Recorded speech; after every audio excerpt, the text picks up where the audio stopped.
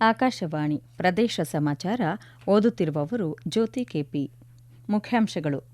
ಇಂದು ಬೆಂಗಳೂರು ನಿರ್ಮಾತೃ ನಾಡಪ್ರಭು ಕೆಂಪೇಗೌಡರ ಜಯಂತ್ಯೋತ್ಸವ, ಹಲವೆಡೆ ವಿವಿಧ ಕಾರ್ಯಕ್ರಮಗಳ ಆಯೋಜನೆ. ಕೆಂಪೇಗೌಡರ ಹೆಸರು ಶಾಶ್ವತಗೊಳಿಸಲು ಸರ್ಕಾರದಿಂದ ಜನಪರ ಯೋಜನೆಗಳ ಜಾರಿ, ಮುಖ್ಯಮಂತ್ರಿ ಡಿಕೆ ಶಿವಕುಮಾರ್. ತುಮಕೂರನ್ನು ಕ್ರೀಡಾ ನಗರಿಯನ್ನಾಗಿ ಅಭಿವೃದ್ಧಿಪಡಿಸಲು ಸರ್ಕಾರ ಒತ್ತು, ಉಪಮುಖ್ಯಮಂತ್ರಿ ಡಾ ಜಿ. ಪರಮೇಶ್ವರ್. ಗ್ರೇಟರ್ ಬೆಂಗಳೂರು ಅಭಿವೃದ್ಧಿ ಪ್ರಾಧಿಕಾರ ವ್ಯಾಪ್ತಿಯ ಪಾದಚಾರಿ ಮಾರ್ಗ ತೆರವುಗೊಳಿಸಲು ಅಗತ್ಯ ಕ್ರಮ, ಸಚಿವ ಕೃಷ್ಣ ಬೈರೇಗೌಡ.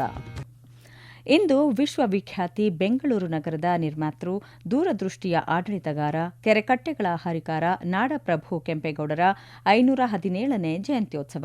ಇದರ ಅಂಗವಾಗಿ ವಿಧಾನಸೌಧ, ದೇವನಹಳ್ಳಿ ಕೆಂಪೇಗೌಡ ಅಂತಾರಾಷ್ಟೀಯ ವಿಮಾನ ನಿಲ್ದಾಣ, ಮೆಜೆಸ್ಟಿಕ್ ಕೆಂಪೇಗೌಡ ನಿಲ್ದಾಣ ಸೇರಿದಂತೆ ಎಲ್ಲೆಡೆ ಕೆಂಪೇಗೌಡರ ಪ್ರತಿಮೆಗೆ ಮಾಲಾರ್ಪಣೆ ಸೇರಿದಂತೆ ವಿವಿಧ ಕಾರ್ಯಗಳು ಜರುಗುತ್ತಿವೆ. ಬೆಳಗ್ಗೆ ದೇವನಹಳ್ಳಿ ಕೆಂಪೇಗೌಡ ಅಂತಾರಾಷ್ಟೀಯ ವಿಮಾನ ನಿಲ್ದಾಣದ ಬಳಿ ಇರುವ ನಾಡಪ್ರಭು ಕೆಂಪೇಗೌಡ ಅವರ ಪ್ರತಿಮೆಗೆ ಮುಖ್ಯಮಂತ್ರಿ ಡಿಕೆ ಶಿವಕುಮಾರ್ ಮಾಲಾರ್ಪಣೆ ಮಾಡಿದರು.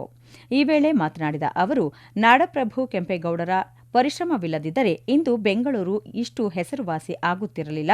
ಕೆಂಪೇಗೌಡರ ಹೆಸರು ಶಾಶ್ವತವಾಗಿ ಉಳಿಯಲು ಸರ್ಕಾರದಿಂದ ಯೋಜನೆಗಳನ್ನು ರೂಪಿಸುತ್ತಿದ್ದು, ಕೆಂಪೇಗೌಡರ ಹೆಸರಿನಲ್ಲಿ ಟೌನ್ ಪ್ಲಾನಿಂಗ್ ಕಾಲೇಜ್ ಮಾಡಲು ತೀರ್ಮಾನಿಸಲಾಗಿದೆ.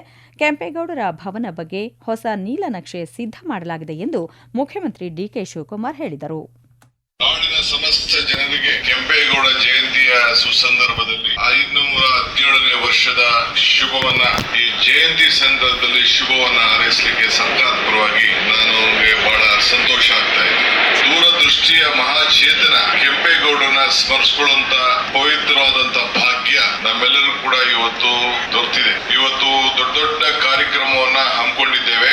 ಕೆಂಪೇಗೌಡರ ಚಿಂತನೆ, ಕೆಂಪೇಗೌಡರ ಆಚಾರ, ಕೆಂಪೇಗೌಡರ ವಿಚಾರ ಎಲ್ಲ ಕೂಡ ಗಮನದಲ್ಲಿಟ್ಕೊಂಡು ಇವತ್ತು ಕೆಂಪೇಗೌಡರ ಬಡಾವಣೆಯಲ್ಲಿ ಸುಮಾರು 15 ಲಕ್ಷ ಅವರ ಹೆಸರಿನ ಪ್ರಯುಕ್ತ ಸುಸಿ ನಡೆಯುವಂತ ಈ ಹಸಿರು ಸುಸಿಯನ್ನ ಹೀಗೆ ಅನೇಕ ಕಾರ್ಯಕ್ರಮಗಳನ್ನು ರೂಪಿಸಿದ್ದೇವೆ. ಉಪರಾಷ್ಟ್ರಪತಿ ಸಿಪಿ ರಾಧಾಕೃಷ್ಣನ್ ಅವರು ಇಂದಿನಿಂದ 2 ದಿನಗಳ ಕಾಲ ಕರ್ನಾಟಕ ಪ್ರವಾಸ ಕೈಗೊಳ್ಳಲಿದ್ದಾರೆ. ತಮ್ಮ ಈ ಪ್ರವಾಸದ ಅಂಗವಾಗಿ ಉಪರಾಷ್ಟ್ರಪತಿ ಅವರು ಇಂದು ಬೆಂಗಳೂರಿನಲ್ಲಿ ಆಯೋಜಿಸಲಾಗಿರುವ ನಾಡಪ್ರಭು ಕೆಂಪೇಗೌಡರ 517ನೇ ಜಯಂತ್ಯೋತ್ಸವದಲ್ಲಿ ಪಾಲ್ಗೊಳ್ಳಲಿದ್ದಾರೆ. ನಾಳೆ ಬೆಂಗಳೂರಿನಲ್ಲಿ ನಡೆಯಲಿರುವ ನಶಾಮುಕ್ತ ಭಾರತ ಕಾರ್ಯಕ್ರಮದಲ್ಲಿ ಉಪರಾಷ್ಟ್ರಪತಿ ಭಾಗವಹಿಸಲಿದ್ದಾರೆ.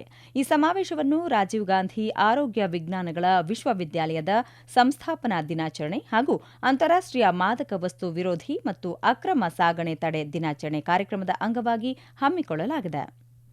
ಅಭಿವೃದ್ಧಿ ಹಾಗೂ ಟೌನ್ಶಿಪ್ಗಳ ನಿರ್ಮಾಣದ ಹೆಸರಿನಲ್ಲಿ ರೈತರಿಗೆ ತೊಂದರೆ ನೀಡದೆ ಹಠಮಾರಿ ಧೋರಣೆ ಕೈಬಿಟ್ಟು ಜನರ ಭಾವನೆಗಳಿಗೆ ಮುಖ್ಯಮಂತ್ರಿ ಡಿಕೆ ಶಿವಕುಮಾರ್ ಸ್ಪಂದಿಸಬೇಕು ಎಂದು ಕೇಂದ್ರ ಸಚಿವ ವಿ. ಸೋಮಣ್ಣ ಹೇಳಿದ್ದಾರೆ.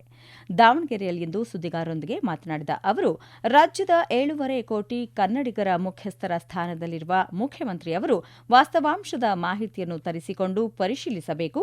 ಯಾವುದೋ ಒಂದು ವಿಷಯಕ್ಕೆ ಹಠ ಹಿಡಿದು ಕೂರಬಾರದು. ಮುಖ್ಯಮಂತ್ರಿಯವರು ಬೆಂಗಳೂರು ಆನೇಕಲ್ ತಾಲೂಕಿನ ಜಿಗಣಿ, ಸರ್ಜಾಪುರ ಭಾಗಕ್ಕೆ ಒಮ್ಮೆ ಭೇಟಿ ನೀಡಿ ವಸತಿ ಸಚಿವರಾಗಿದ್ದಾಗ ನಾವು ಮಾಡಿರುವ ಸೂರ್ಯನಗರ 4ನೇ ಹಂತದ ಪ್ರಧಾನಮಂತ್ರಿಗಳ ಟೌನ್ಶಿಪ್ ಅನ್ನು ವೀಕ್ಷಿಸಬೇಕು. ಅಂದು ಜನರ ಭಾವನೆಗಳಿಗೆ ನಾವು ಹೇಗೆ ಸ್ಪಂದಿಸಿದ್ದೆವು ಎಂಬುದನ್ನು ಗಮನಿಸಬೇಕು ಎಂದು ತಿಳಿಸಿದರು. ಯಾವುದೇ ಕಾರಣಕ್ಕೂ ರಾಜ್ಯದ ಮುಖ್ಯಮಂತ್ರಿಯಾಗಿ ನನ್ನದೇ ನಡೆಯಬೇಕು ಎಂಬ ಹಠಕ್ಕೆ ಬೀಳಬಾರದು. ಜನರ ದುಃಖ ದುಮ್ಮಾನಗಳು ಹಾಗೂ ಅವರ ನಿರೀಕ್ಷೆಗಳಿಗೆ ಧಕ್ಕೆಯಾಗದಂತೆ ಜನರಿಗೆ ಅನಾನುಕೂಲವಾಗದ ರೀತಿಯಲ್ಲಿ ಆಡಳಿತ ನಡೆಸುವಂತೆ ಕೇಂದ್ರ ಸಚಿವರು ಸಲಹೆ ನೀಡಿದರು. ಶೈಕ್ಷಣಿಕ ನಗರಿಯಾಗಿರುವ ತುಮಕೂರನ್ನು ರಾಜ್ಯದ ಪ್ರಮುಖ ಕ್ರೀಡಾ ನಗರಿಯಾಗಿ ಅಭಿವೃದ್ಧಿಪಡಿಸುವ ನಿಟ್ಟಿನಲ್ಲಿ ಸರ್ಕಾರ ವಿವಿಧ ಕ್ರೀಡಾ ಮೂಲಸೌಕರ್ಯಗಳನ್ನು ಕಲ್ಪಿಸುತ್ತಿದ್ದು, ಕ್ರೀಡಾಪಟುಗಳಿಗೆ ಅಗತ್ಯ ಸೌಲಭ್ಯಗಳನ್ನು ಒದಗಿಸುವ ಮೂಲಕ ಕ್ರೀಡೆಗೆ ಹೆಚ್ಚಿನ ಉತ್ತೇಜನ ನೀಡಲಾಗುವುದು ಎಂದು ಉಪಮುಖ್ಯಮಂತ್ರಿ ಡಾ ಜಿ. ಪರಮೇಶ್ವರ್ ಹೇಳಿದ್ದಾರೆ. ಒಲಿಂಪಿಕ್ ದಿನದ ಅಂಗವಾಗಿ ಇಂದು ತುಮಕೂರಿನಲ್ಲಿ ಕರ್ನಾಟಕ ಒಲಿಂಪಿಕ್ ಸಂಸ್ಥೆ ಹಾಗೂ ಜಿಲ್ಲಾಡಳಿತ ಆಯೋಜಿಸಿದ್ದ ಒಲಿಂಪಿಕ್ ಓಟ ಕಾರ್ಯಕ್ರಮಕ್ಕೆ ಚಾಲನೆ ನೀಡಿ ಮಾತನಾಡಿದ ಉಪಮುಖ್ಯಮಂತ್ರಿ, ತುಮಕೂರಿನಲ್ಲಿ ಅಂತಾರಾಷ್ಟೀಯ ಕ್ರಿಕೆಟ್ ಕ್ರೀಡಾಂಗಣ ನಿರ್ಮಾಣಕ್ಕಾಗಿ ಕರ್ನಾಟಕ ರಾಜ್ಯ ಕ್ರಿಕೆಟ್ ಸಂಸ್ಥೆಗೆ 42 ಎಕರೆ ಭೂಮಿಯನ್ನು ನೀಡಲಾಗಿದ್ದು, ಈಗಾಗಲೇ ಶಂಕುಸ್ಥಾಪನೆ ನೆರವೇರಿಸಲಾಗಿದೆ ಎಂದರು. ಇದಲ್ಲದೆ ಜಿಲ್ಲೆಯ ಕ್ರೀಡಾಪಟುಗಳ ತರಬೇತಿಗಾಗಿ ರಾಷ್ಟ್ರೀಯ ಮಟ್ಟದ ಜಿಮ್ನೇಷಿಯಂ ನಿರ್ಮಿಸಲಾಗಿದೆ. ಮುಂದಿನ ದಿನಗಳಲ್ಲಿ ಅಂತಾರಾಷ್ಟ್ರೀಯ ಮಟ್ಟದ ಹಾಕಿ ಕ್ರೀಡಾಂಗಣ ಹಾಗೂ ಅತ್ಯಾಧುನಿಕ ಈಜುಕೊಳವನ್ನು ನಿರ್ಮಿಸಲಾಗುವುದು. ಈಗಾಗಲೇ ಅಮಾನಿಕೆರೆಯಲ್ಲಿ ಕಯಾಕಿಂಗ್ ಅಕಾಡೆಮಿ ಆರಂಭಿಸಲಾಗಿದ್ದು, ಇಲ್ಲಿನ ತರಬೇತಿಯಿಂದ ಜಿಲ್ಲೆಯ ಮಕ್ಕಳು ರಾಷ್ಟ್ರೀಯ ಮಟ್ಟದಲ್ಲಿ ಸಾಧನೆ ಮಾಡುತ್ತಿರುವುದು ಹೆಮ್ಮೆಯ ವಿಷಯವಾಗಿದೆ ಎಂದು ಉಪಮುಖ್ಯಮಂತ್ರಿ ಡಾ ಜಿ. ಪರಮೇಶ್ವರ್ ಸಂತಸ ವ್ಯಕ್ತಪಡಿಸಿದರು. ಮಂಡ್ಯ ಜಿಲ್ಲೆಯ ಮಳವಳ್ಳಿ ತಾಲೂಕಿನ ಮುತ್ತತ್ತಿಯ ಕಾವೇರಿ ನದಿಯಲ್ಲಿ ಈಜಲು ಹೋಗಿ 5 ಮಂದಿ ಸಾವನ್ನಪ್ಪಿದ ಪ್ರಕರಣಕ್ಕೆ ಸಂಬಂಧಿಸಿದಂತೆ ಸುರಕ್ಷತಾ ಕ್ರಮವಾಗಿ ಬ್ಯಾರಿಕೇಡ್ಗಳನ್ನು ಅಳವಡಿಸುವಂತೆ ಮಂಡ್ಯ ಜಿಲ್ಲಾಧಿಕಾರಿ ಡಾ ಕುಮಾರ ಅವರಿಗೆ ಜಿಲ್ಲಾ ಉಸ್ತುವಾರಿ ಸಚಿವ ರಾಮಲಿಂಗಾರೆಡ್ಡಿ ಸೂಚನೆ ನೀಡಿದ್ದಾರೆ. ಕಳೆದ 2 ದಿನಗಳ ಹಿಂದೆ ಒಂದೇ ಕುಟುಂಬದ 5 ಮುತ್ತತ್ತಿಯಲ್ಲಿ ಜಲಸಮಾಧಿಯಾಗಿದ್ದರು. ಭವಿಷ್ಯದಲ್ಲಿ ಈ ರೀತಿಯ ಅವಘಡಗಳು ಸಂಭವಿಸದಂತೆ ಸೂಕ್ತ ಕ್ರಮ ಕೈಗೊಳ್ಳಬೇಕು. ಸಾರ್ವಜನಿಕರು ನೀರಿಗಿಳಿಯಲು ನಿರ್ದಿಷ್ಟ ಸ್ಥಳ ಗುರುತಿಸಬೇಕು. ಅದನ್ನು ಹೊರತುಪಡಿಸಿ ಬೇರೆಡೆ ನೀರಿಗಿಳಿಯದಂತೆ ಕ್ರಮ ವಹಿಸಬೇಕು. ಎಚ್ಚರಿಕಾ ನಾಮಫಲಕಗಳನ್ನು ಹಾಕಿ ಗೈಡ್ಗಳನ್ನು ನಿಯೋಜಿಸುವಂತೆ ಸಚಿವ ರಾಮಲಿಂಗಾರೆಡ್ಡಿ ಸೂಚನೆ ನೀಡಿದ್ದಾರೆ. ಪ್ರದೇಶ ಸಮಾಚಾರ ಕೇಳುತ್ತಿದ್ದೀರಿ. ನಮ್ಮ ಎಲ್ಲಾ ರಾಷ್ಟ್ರೀಯ ವಾರ್ತೆಗಳು ಹಾಗೂ ಪ್ರದೇಶ ಸಮಾಚಾರ ಈಗ ಆಕಾಶವಾಣಿ ನ್ಯೂಸ್ ಕನ್ನಡ ಯೂಟ್ಯೂಬ್ ಚಾನೆಲ್ನಲ್ಲಿ ಲಭ್ಯ. ನಮ್ಮ ಎಕ್ಸ್ ಖಾತೆ ಮತ್ತು ಇನ್ಸ್ಟಾಗ್ರಾಂ ಖಾತೆ ಆಕಾಶವಾಣಿ ನ್ಯೂಸ್ ಕನ್ನಡ. ಹೆಚ್ಚಿನ ಮಾಹಿತಿಗಾಗಿ ನಮ್ಮ ಫೇಸ್ಬುಕ್ ಖಾತೆ AIR ಕನ್ನಡ ನ್ಯೂಸ್ ಅನುಸರಿಸಿ. ಮಾಹಿತಿಯ ಹೂರಣ ವಾರದ ಕಾರ್ಯಕ್ರಮ ಪ್ರಚಲಿತ ವಿದ್ಯಮಾನ ಪ್ರತಿ ಬುಧವಾರ 9:15ಕ್ಕೆ. ಗ್ರೇಟರ್ ಬೆಂಗಳೂರು ಪ್ರಾಧಿಕಾರ ವ್ಯಾಪ್ತಿಯ ಪಾದಚಾರಿ ಮಾರ್ಗಗಳಲ್ಲಿ ಉಂಟಾಗಿರುವ ಒತ್ತುವರಿಗಳನ್ನು ಅಂಗಡಿ ಮಾಲೀಕರು ಸ್ವಯಂ ಪ್ರೇರಿತವಾಗಿ ತೆರವುಗೊಳಿಸಿಕೊಳ್ಳಲು ಜುಲೈ 1ರವರೆಗೆ ಅವಕಾಶ ನೀಡಲಾಗುವುದು. ನಂತರದಲ್ಲಿ ಸುರಕ್ಷಿತ ಪಾದಚಾರಿ ಮಾರ್ಗ ಅಭಿಯಾನವನ್ನು ಆರಂಭಿಸಲಾಗುವುದು ಎಂದು ಬೆಂಗಳೂರು ನಗರಾಭಿವೃದ್ಧಿ ಸಚಿವ ಕೃಷ್ಣ ಬೈರೇಗೌಡ ಅಧಿಕಾರಿಗಳಿಗೆ ಸೂಚನೆ ನೀಡಿದ್ದಾರೆ. ಜಿಬಿಎ ವ್ಯಾಪ್ತಿಯಲ್ಲಿ ಪಾದಚಾರಿ ಮಾರ್ಗಗಳ ಒತ್ತುವರಿ ತೆರವು ಹಾಗೂ ದುರಸ್ತಿ ಕಾಮಗಾರಿಗಳ ಕುರಿತು ಇಂದು ನಡೆದ ಸಭೆಯ ಬಳಿಕ ಮಾಧ್ಯಮದವರೊಂದಿಗೆ ಮಾತನಾಡಿದ ಸಚಿವರು, ಪಾದಚಾರಿ ಮಾರ್ಗದಲ್ಲಿ ನಡೆಯುವುದು ಪ್ರತಿಯೊಬ್ಬ ನಾಗರಿಕನ ಮೂಲಭೂತ ಹಕ್ಕು ಎಂದು ಸರ್ವೋಚ್ಚ ನ್ಯಾಯಾಲಯ ಸ್ಪಷ್ಟಪಡಿಸಿದ್ದು, ಅದನ್ನು ಅನುಷ್ಠಾನಗೊಳಿಸಲು ಎಲ್ಲ ರಾಜ್ಯಗಳ ಸ್ಥಳೀಯ ಸಂಸ್ಥೆಗಳಿಗೆ ನಿರ್ದೇಶನ ನೀಡಿದೆ. ಅದರಂತೆ ಮುಖ್ಯಮಂತ್ರಿಯವರು ಕೂಡ ಈ ವಿಷಯದಲ್ಲಿ ಕಟ್ಟುನಿಟ್ಟಿನ ಕ್ರಮ ಕೈಗೊಳ್ಳುವಂತೆ ಸೂಚಿಸಿದ್ದಾರೆ.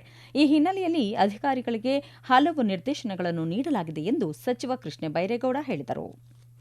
ಭಾರತೀಯ ಚಾರ್ಟರ್ಡ್ ಅಕೌಂಟೆಂಟ್ಸ್ ಸಂಸ್ಥೆಯ ಜಿಲ್ಲಾ ಘಟಕ ಮತ್ತು ಜಿಲ್ಲಾ ವಾಣಿಜ್ಯೋದ್ಯಮ ಸಂಸ್ಥೆ ಜಂಟಿಯಾಗಿ ಬಳ್ಳಾರಿಯಲ್ಲಿಂದು ಅಂತಾರಾಷ್ಟ್ರೀಯ ಸೂಕ್ಷ್ಮ, ಸಣ್ಣ ಮತ್ತು ಮಧ್ಯಮ ಉದ್ಯಮಗಳ ಎಂಎಸ್ಎಂಇ ದಿನಾಚರಣೆಯನ್ನು ಹಮ್ಮಿಕೊಂಡಿತ್ತು. ಕಾರ್ಯಕ್ರಮ ಉದ್ಘಾಟಿಸಿದ ವಾಣಿಜ್ಯೋದ್ಯಮ ಸಂಘದ ಅಧ್ಯಕ್ಷ ಅವ್ವಾರು ಮಂಜುನಾಥ, ಗ್ರಾಮೀಣ ಮತ್ತು ನಗರ ಪ್ರದೇಶಗಳ ಆರ್ಥಿಕ ಅಂತರವನ್ನು ಕಡಿಮೆ ಮಾಡಿ ಉದ್ಯೋಗ ಸೃಷ್ಟಿಸುವಲ್ಲಿ ಎಂಎಸ್ಎಂಇಗಳ ಪಾತ್ರ ಮಹತ್ತರವಾದದ್ದು ಎಂದು ಹೇಳಿದರು. ಹಿರಿಯ ಲೆಕ್ಕ ಪರಿಶೋಧಕ ಸಿರಿಗೇರಿ ಪನ್ನರಾಜ್, ದೇಶದ ಒಟ್ಟು ಜಿಡಿಪಿಯಲ್ಲಿ 30% ಕೈಗಾರಿಕೆಗಳ ಒಟ್ಟು ಉತ್ಪಾದನೆಯಲ್ಲಿ 36% ರಫ್ತಿನಲ್ಲಿ 50% ಪಾಲು ಎಂಎಸ್ಎಂಇ ಉದ್ಯಮಗಳದ್ದಾಗಿದೆ ಎಂದು ತಿಳಿಸಿದರು. ಕೇಂದ್ರ ಮತ್ತು ರಾಜ್ಯ ಸರ್ಕಾರಗಳು ಮಾರುಕಟ್ಟೆ ಮಧ್ಯಪ್ರವೇಶ ಯೋಜನೆ ಪಿಡಿಪಿಎಸ್ ಅಡಿ ಪ್ರತಿ ಕ್ವಿಂಟಾಲ್ ತೋತಾಪುರಿ ಮಾವಿಗೆ ₹1,750 ಬೆಲೆ ವ್ಯತ್ಯಾಸದ ಮೊತ್ತವನ್ನು ನಿಗದಿಪಡಿಸಿದ್ದು, ಕೋಲಾರ ಜಿಲ್ಲೆಯ ಮಾವು ಬೆಳೆಗಾರರ ಹಿತದೃಷ್ಟಿಯಿಂದ ಇಂದಿನಿಂದಲೇ ಯೋಜನೆಯನ್ನು ಜಾರಿಗೊಳಿಸಲಾಗುತ್ತಿದೆ ಎಂದು ಜಿಲ್ಲಾಧಿಕಾರಿ ಡಾ ಎಂಆರ್ ರವಿ ತಿಳಿಸಿದ್ದಾರೆ. ಕೋಲಾರದಲ್ಲಿಂದು ಸುದ್ದಿಗಾರರೊಂದಿಗೆ ಅವರು, ಜಿಲ್ಲೆಯ ಪ್ರಮುಖ ವಾಣಿಜ್ಯ ಬೆಳೆಯಾದ ತೋತಾಪುರಿ ಮಾವು ಬೆಳೆದ ರೈತರು ತಮ್ಮ ಆಧಾರ್ ಸಂಖ್ಯೆಯೊಂದಿಗೆ ಆನ್ಲೈನ್ ನೋಂದಣಿ ಮಾಡಿಸಿಕೊಳ್ಳಬೇಕು ಎಂದು ಕರೆ ನೀಡಿದರು. ಜಾಗತಿಕ ಕಚ್ಚಾ ತೈಲದ ಬೆಲೆಗಳು ಇಳಿಕೆಯಾಗಿರುವ ಹಿನ್ನೆಲೆಯಲ್ಲಿ ಈ ವರ್ಷದ ಫೆಬ್ರವರಿ ತಿಂಗಳಲ್ಲಿ ಇದ್ದ ಮಟ್ಟಕ್ಕೆ ವಾಣಿಜ್ಯ ಎಲ್ಪಿಜಿ ಸಿಲಿಂಡರ್ಗಳ ಬೆಲೆಯನ್ನು ತಕ್ಷಣ ಇಳಿಸಬೇಕು ಎಂದು ಕರ್ನಾಟಕ ರಾಜ್ಯ ಹೋಟೆಲ್ಗಳ ಸಂಘ ಕೇಂದ್ರ ಸರ್ಕಾರವನ್ನು ಒತ್ತಾಯಿಸಿದೆ. ಸಂಘದ ಅಧ್ಯಕ್ಷ ಜಿಕೆ ಶೆಟ್ಟಿ ಮಾತನಾಡಿ, ಅಮೆರಿಕ ಇರಾನ್ ಸಂಘರ್ಷದ ಪರಿಣಾಮ ಕೆಲ ತಿಂಗಳಿನಿಂದ ಜಾಗತಿಕ ಅನಿಲ ಸರಬರಾಜು ತೀವ್ರವಾಗಿ ವ್ಯತ್ಯಯಗೊಂಡಿದ್ದು, ಈಗ ಆ ಸಮಸ್ಯೆ ತಗ್ಗಿದೆ. ಜೊತೆಗೆ ಜಾಗತಿಕ ಕಚ್ಚಾ ತೈಲದ ಬೆಲೆ ಇಳಿಕೆಯಾಗಿದೆ. ಈ ಹಿನ್ನೆಲೆಯಲ್ಲಿ ವಾಣಿಜ್ಯ ಎಲ್ಪಿಜಿ ಸಿಲಿಂಡರ್ಗಳ ಬೆಲೆಯನ್ನು ಮರುಪರಿಶೀಲಿಸಿ ಜುಲೈ ತಿಂಗಳಿನಿಂದಲೇ ಫೆಬ್ರವರಿ ತಿಂಗಳಲ್ಲಿ ಇದ್ದ ಮಟ್ಟಕ್ಕೆ ಇಳಿಸಬೇಕು. ಇದರಿಂದ ಹೋಟೆಲ್ ಉದ್ಯಮಕ್ಕೆ ಅತ್ಯಗತ್ಯವಾದ ಪರಿಹಾರ ದೊರೆಯಲಿದೆ ಎಂದು ಅವರು ಕೋರಿದರು. ಕೊನೆಯಲ್ಲಿ ಮತ್ತೊಮ್ಮೆ ಮುಖ್ಯಾಂಶಗಳು. ಇಂದು ಬೆಂಗಳೂರು ನಿರ್ಮಾತೃ ನಾಡಪ್ರಭು ಕೆಂಪೇಗೌಡರ ಜಯಂತ್ಯೋತ್ಸವ, ಹಲವೆಡೆ ವಿವಿಧ ಕಾರ್ಯಕ್ರಮಗಳ ಆಯೋಜನೆ. ಕೆಂಪೇಗೌಡರ ಹೆಸರು ಶಾಶ್ವತಗೊಳಿಸಲು ಸರ್ಕಾರದಿಂದ ಜನಪರ ಯೋಜನೆಗಳ ಜಾರಿ, ಮುಖ್ಯಮಂತ್ರಿ ಡಿಕೆ ಶಿವಕುಮಾರ್. ತುಮಕೂರನ್ನು ಕ್ರೀಡಾ ನಗರಿಯನ್ನಾಗಿ ಅಭಿವೃದ್ಧಿಪಡಿಸಲು ಸರ್ಕಾರ ಒತ್ತು, ಉಪಮುಖ್ಯಮಂತ್ರಿ ಡಾ ಜಿ. ಪರಮೇಶ್ವರ್. ಗ್ರೇಟರ್ ಬೆಂಗಳೂರು ಅಭಿವೃದ್ಧಿ ಪ್ರಾಧಿಕಾರ ವ್ಯಾಪ್ತಿಯ ಪಾದಚಾರಿ ಮಾರ್ಗ ತೆರವುಗೊಳಿಸಲು ಅಗತ್ಯ ಕ್ರಮ, ಸಚಿವ ಕೃಷ್ಣ ಬೈರೇಗೌಡ.